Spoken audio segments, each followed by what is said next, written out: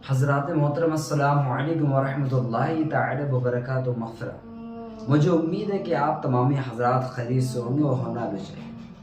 اللہ تبارک و تعالیٰ کا لاکھ لاکھ احسان عظیم ہے کہ اللہ تبارک و تعالیٰ نے ہم سب پر 5 وقتی نماز فرض کی، اور فجر کی نماز، ظہر کی نماز، عصر کی نماز اور مغرب کی اور عشاء کی۔ اب پیارے اسلام بھائیو، جانتے ہیں کہ کون سی نماز میں کتنی رکعت ہوتی ہیں۔ فجر میں 4 رکعتیں ہوتی ہیں، ظہر میں 12، عصر میں 8، مغرب میں 7 اور عشاء میں 17 رکعت ہوتی ہیں۔ تو پیارے اسلام بھائیو، فجر کی نماز جو ہے نا، جو اس میں 2 رکعت سنت، 2 رکعت فرض ہوتی ہے۔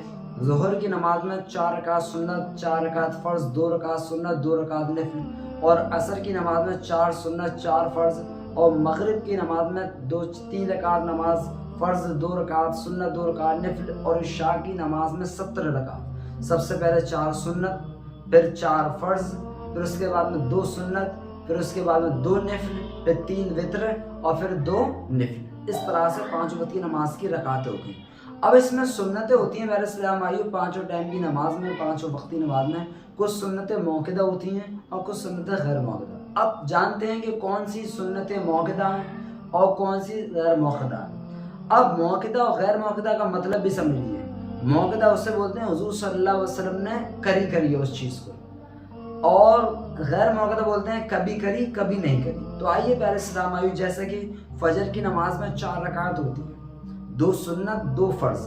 اب جو 2 رکعت نماز سنت پڑھی جاتی ہے تو وہ سنت موقدہ، اس کو پڑھنا بے حد ضروری ہے۔ ایسے ظہر میں 4 رکعت نماز جو سنت پہلے پڑھتے ہیں فرض سے، تو پیارے صاحب وہ سنت موقدہ ہے، اور جو بعد میں پڑھی جاتی ہیں فرض کے 4 رکعت، فرض کے بعد میں 2 رکعت نماز سنت، وہ بھی سنت موقدہ، وہ بھی ضروری ہے۔ اب عصر میں پیارے اسلام بھائیو آ جائیے کہ 8 رکعت ہوتی ہیں، 4 سنت، 4 فرض۔ جو 4 سنت ہے وہ غیر موقدہ، پڑھ لو تو ثواب، نہیں پڑھو تو کوئی گناہ نہیں ہے، لیکن جان بوجھ کے بھی چھوڑنا چاہیے۔